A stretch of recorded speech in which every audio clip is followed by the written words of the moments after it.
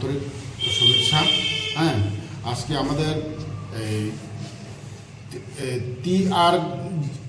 TGRBC তরফ থেকে আজকে আমরা এখানে সাংবাদিক সম্মেলন দেখেছি। এখন আমাদের যে সাংবাদিক সম্মেলন ডাকার মেইন উদ্দেশ্য এখন আমি আপনাদের সামনে বলছি। পূর্বতন বামফ্রন্ট সরকার 2007 সালে 1998 সালের আগে স্বাভাবিক জীবনে ফিরে আসা প্রাক্তন গেরিলাদের কল্যাণে 45 কোটি টাকার একটি পুনর্বাসন প্যাকেজ প্রকল্প চালু করেছিল। সরকারিভাবে এই package broad rehabilitation package scheme for প্রি-1998 রিটার্নিস BRP স্কিম প্রি-98 রিটার্নিস নামে পরিচিত। উল্লেখ্য, তন্মধ্যে 22 কোটি টাকার প্রকল্প ইতিমধ্যে বাস্তবায়িত হয়েছে। বাদ বাকি 23 কোটি টাকার পুনর্বাসন এখনও কার্যকর হয়নি। প্রসঙ্গত, এই পরিপ্রেক্ষিতে প্রি-1998 প্রাক্তন গেরিলাদের umbrella organisation Tripura guerrilla returnees demand committee মানে সংক্ষেপে TGRBC এর নেতৃত্বে 3 দফা দাবির ভিত্তিতে প্রাক্তন গেরিলারা গত 22 ডিসেম্বর 2025 খ্রিস্টাব্দে সোমবার আসাম আগরতলা জাতীয় সড়ক লাইফলাইন অবরোধ পরে প্রশাসনিক তৎপরতায় অর্থাৎ মহকুমা শাসক TGRBC সংগঠনের নেতৃবৃন্দের সাথে আলোচনা করেন এবং আমাদেরকে বলেন যে মাননীয় মন্ত্রী শ্রী বিকাশ দেববর্মা মহোদয় আপনাদের সাথে অবিলম্ব বৈঠকে বসবেন। এই আশ্বাসের ভিত্তিতে আমরা গেরিলারা বৃহত্তর সাথে সড়ক অবরোধ প্রত্যাহার করেন।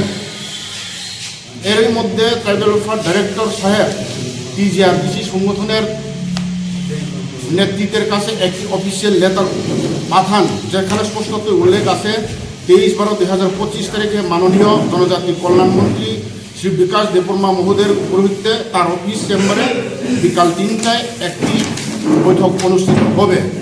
উল্লেখ্য, নির্ধারিত তারিখে নির্দিষ্ট সময়ে TGRBC সংগঠনের 2 শীর্ষ নেতা জয়েন্ট কনভেনর নীরু কুমার দেববর্মা এবং জয়েন্ট কনভেনর শৈলেন ব্রু এর নেতৃত্বে 5 সদস্য একটি প্রতিনিধি দল মহাকরণে গিয়ে উপস্থিত হন এবং তাদেরকে মাননীয় মিনিস্টার সাহেবের চেম্বারে বসানো হয়। হাইওয়ে অবরোধ করার পর ট্রাইবাল মিনিস্টার সাহেবের কথায় মানে SDM সাহেব গিয়ে আমাদের সাথে কথা বলে যে 23 তারিখ 3টার সময় ওনার চেম্বারে মিটিং বসবে। কিন্তু যথারীতি আমরা 5 জন শৈলেন কুমার ব্রু এবং নীরু কুমার দেববর্মার নেতৃত্বে আমরা 5 সদস্য একটা কমিটির লোক আমরা মানে যথারীতি জেএসিরা ট্রাইবাল ওয়েলফেয়ার মিনিস্টার সাহেবের চেম্বারে হাজির। তারপরে ঠিক 3টার সময় আমাদের এই ট্রাইবাল ওয়েলফেয়ার ডাইরেক্টর সাহেব বলে যে আমাদের মিনিস্টার সাহেব নাকি জরুরি একটা কাজে অন্যত্র চলে গেছে। এমতো অবস্থায় আমরা নিরুপায় হয়ে আর আমরা ফিরে আসি। তো আমাদের কথা হচ্ছে উনি একজন মিনিস্টার হয়ে আমাদেরকে কথা দিয়ে এবং টাইম টেবিল সঠিক চিঠি দিয়ে আমাদেরকে উনি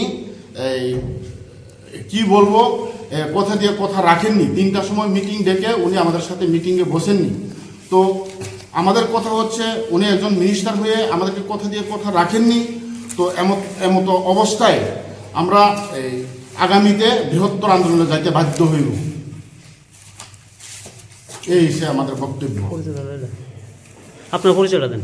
আমার পরিচিত, আমি জেএসির ভাইস প্রেসিডেন্ট মনোজ রিয়াং।